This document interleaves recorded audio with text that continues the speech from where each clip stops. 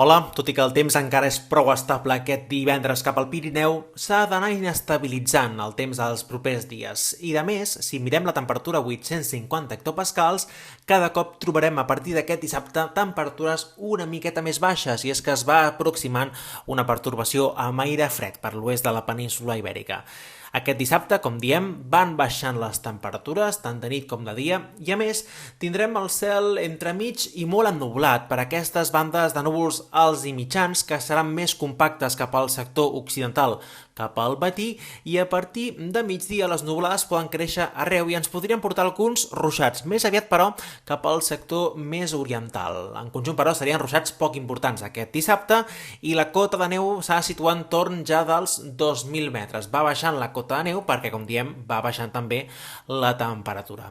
Per diumenge mantindrem aquest cel molt variable i canviant. A estones cel molt ennuvolat, núvols més compactes cap al vessant sud del Pirineu occidental fins i tot, i a partir de mig matí poden caure ruixats més aviat cap al sector occidental i a partir de migdia també poden arribar cap al sector oriental, amb cotes de neu cap a la part occidental d'uns 1.800 metres, entorn dels 2.100 metres a la resta del Pirineu, i la temperatura de diumenge serà semblant, potser una miqueta més alta,